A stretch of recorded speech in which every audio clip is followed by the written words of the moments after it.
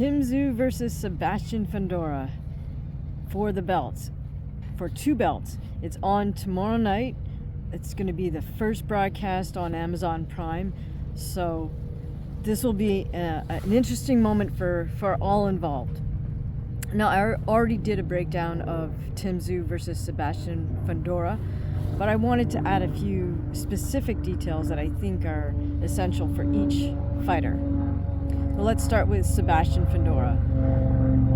FUNDORA is an exceptionally tall 154-pound fighter who's also a southpaw. So things for him are just a little bit out of the ordinary. He doesn't have to necessarily adhere to the usual advice we'd give most fighters. Now, that being said, there's still a few fundamentals that remain the same, and one is using the jab. In FUNDORA's case, he can get away with using basically a very loose, flicky jab, just a lot of volume, and I think he should do that, mainly to keep the power puncher, Tim ЦЗЮ, off of him. So in this case, the jab FUNDORA uses should be as a defensive tool. He doesn't need to load up on it. He doesn't need it to be a punishing jab. He can use that jab to just maintain distance and then close distance when he chooses to close distance, not when Tim wants to close the distance. And that's because Sebastian FUNDORA, it's kind of unusual for a tall, lanky fighter, but Sebastian FUNDORA loves to fight on the inside. That seems to be his preferred distance. So once FUNDORA gets to the inside fight game, FUNDORA should just unleash with high volume, not necessarily a lot of power, because I don't think he needs a lot of power on the inside. He can overwhelm his opponents simply with so much volume and variety. Now, the variety is going to be key because FUNDORA doesn't want to get set up on any specific pattern of punches on the inside.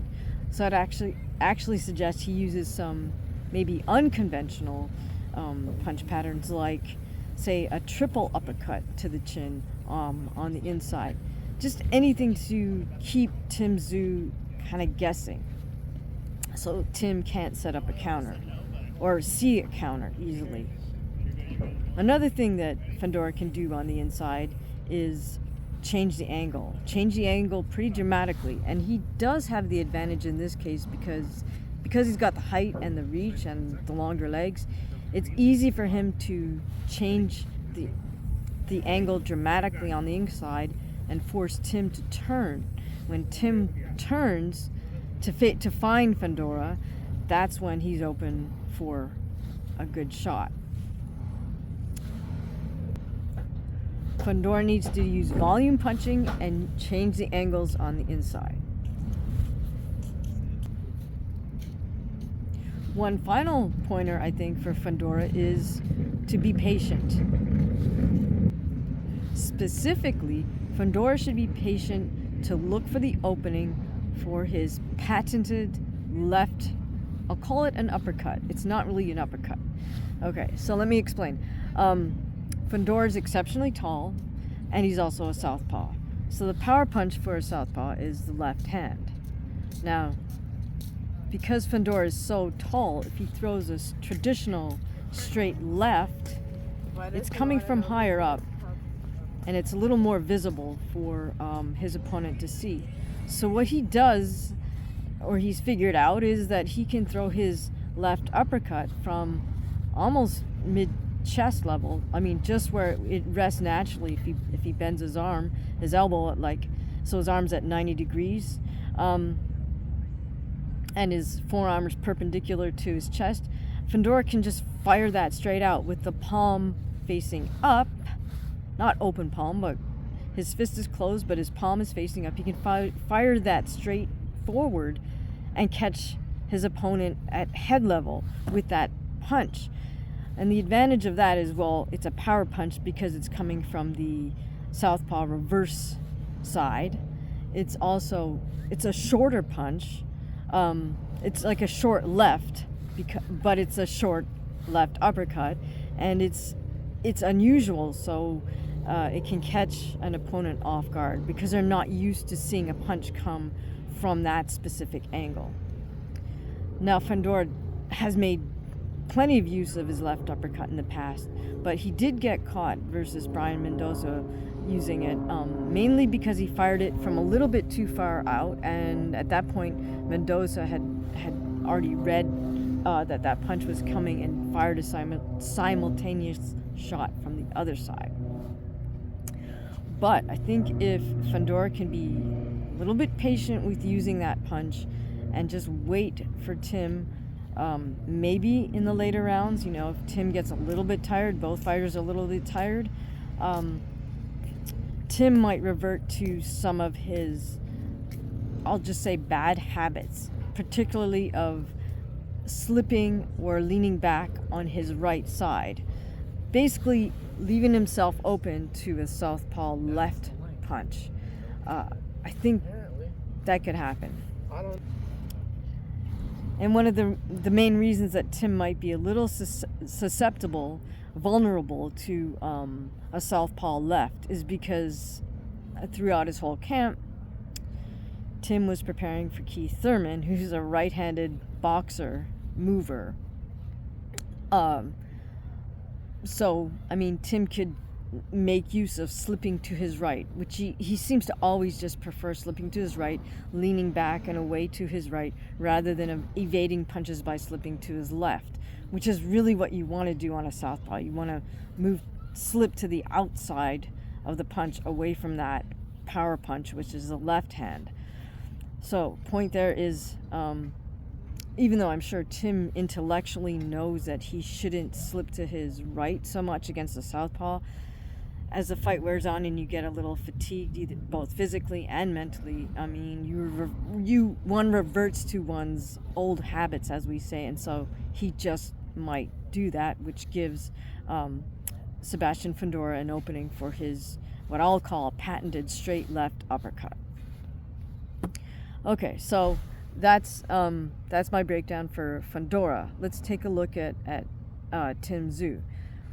Now, the good news for Tim is that because he was preparing for Keith Thurman, who is a mover and a technical boxer, I would assume that Tim spent a good amount of time working on how to effectively cut off the ring and close distance. And that's a principle he can apply against Sebastian FUNDORA as well. Slight difference is, I think, Tim should definitely use more power jabs. He's got to throw the jab with bad intentions. Definitely cannot use flicking throwaway jabs like Sebastian can get away with. He's got to put meaning behind those punches, behind those jabs, and he's got to vary the types of jabs. He's got to vary the tempo, and he's got to throw in feints, and also use his footwork, meaning taking little stutter steps, again, to just throw FUNDORA off. And then what I think Tim should do is try to sort of explosively close the distance.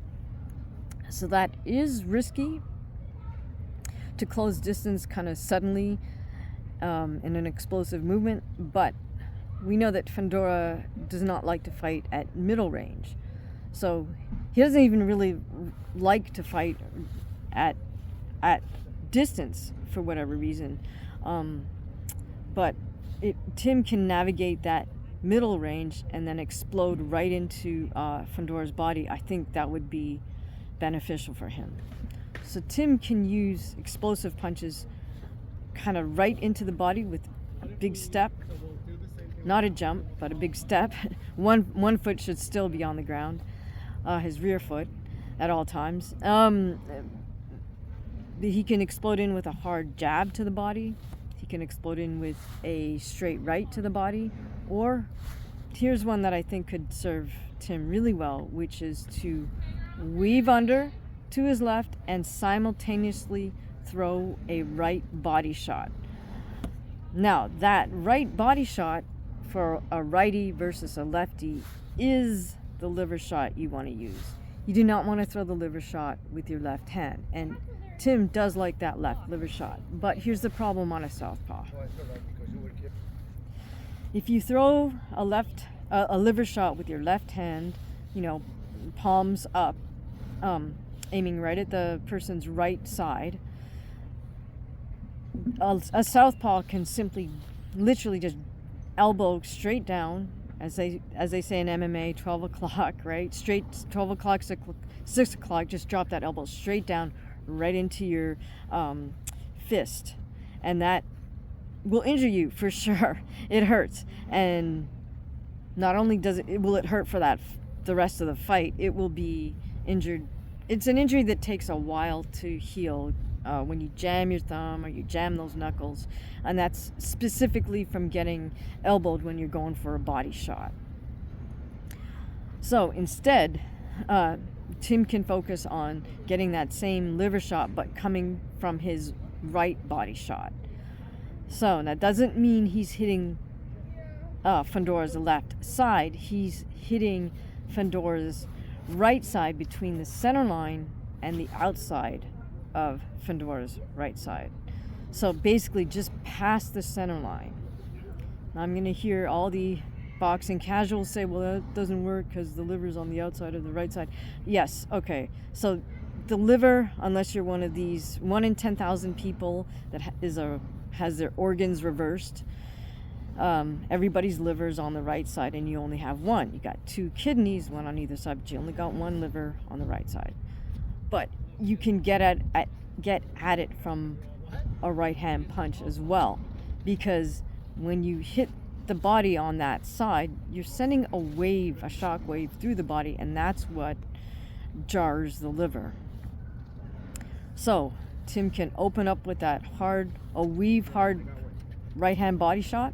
And the reason I say add the weave is because that's what builds up the torque to put the power behind that shot. But as soon as you land that shot, come right back with the left hook. In Tim's case, he probably is not going to land on the chin of Fundora, but it doesn't matter. Just come back with the left hook anyways, hit whatever you hit. At least come back with that single left hook. You can't just go in with that right body shot. You must come back with at least that left hook.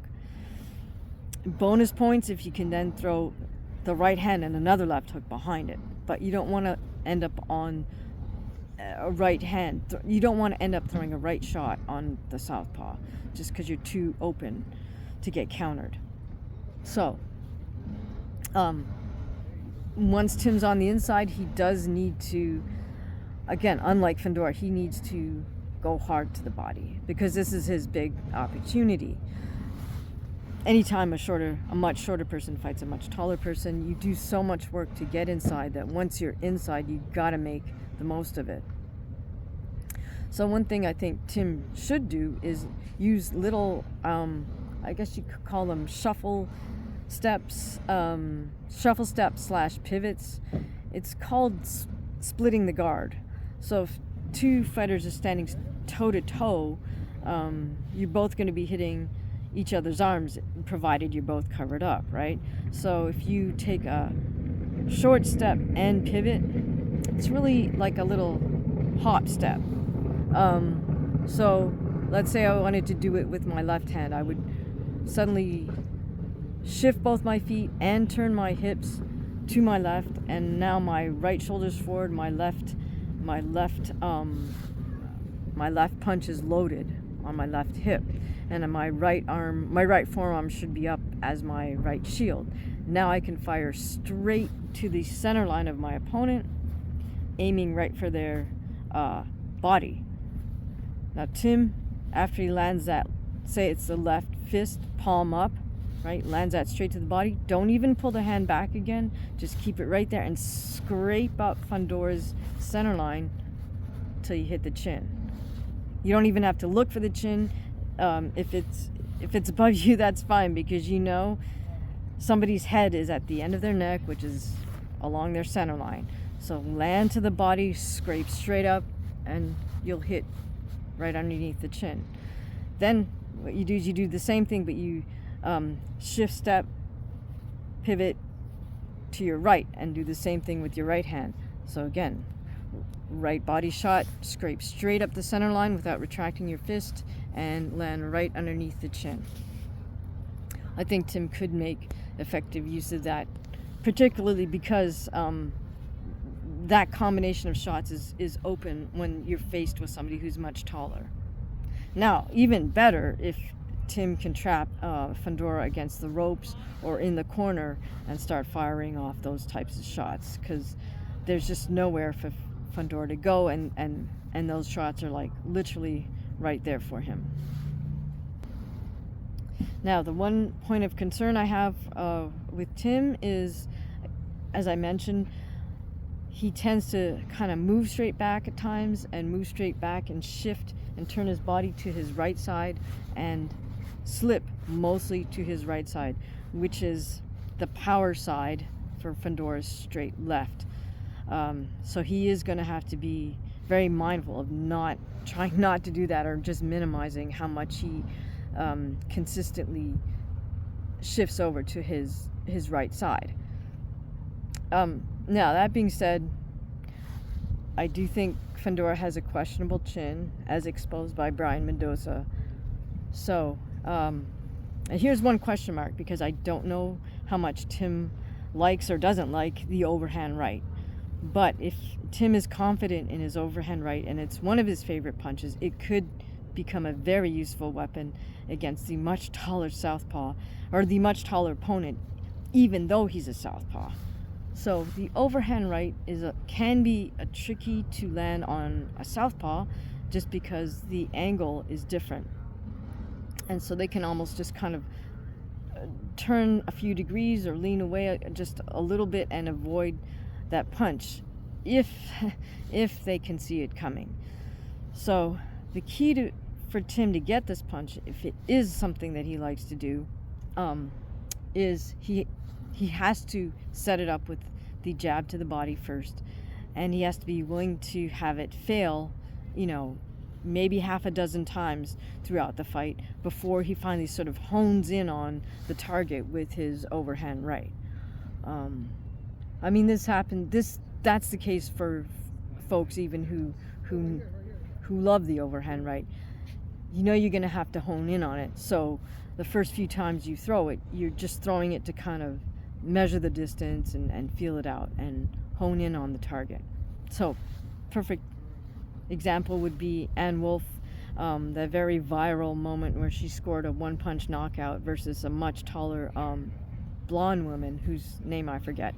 But the important thing there is to rewind that fight and watch from the beginning on how Ann sets that up. Ann Wolf does try that jab overhand right multiple times earlier in the fight, and misses with it, but she's not loading up on it at that point. She's just measuring it. And then finally, when she does connect, when she knows or she's got it honed in, she just unloads with it, and it's one of the craziest one-punch knockouts you'll ever see. So take a look at that if you're a boxing fan. Just if you've never seen it before, it's worth checking out. That said, I think if Tim ЦЗЮ can avoid making a fatal error and sort of leaning into FUNDORA's straight left uppercut, Tim does have the power punching advantage, and FUNDORA does have a questionable chin at this point. So, well, I think this will be an interesting fight. I do think Tim should come away victorious, provided he executes his game plan. I don't quite think, as interesting as FUNDORA is, I don't think he's quite on that sort of world-class level.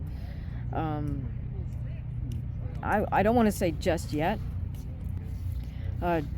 just because I think there's more than a few issues that FUNDORA needs to address before we can consider him a world-class fighter. Who are you rooting for in this fight? Who do you think's going to win this fight? Tim ЦЗЮ versus Sebastian FUNDORA? Let me know in the comments below, and thank you for listening.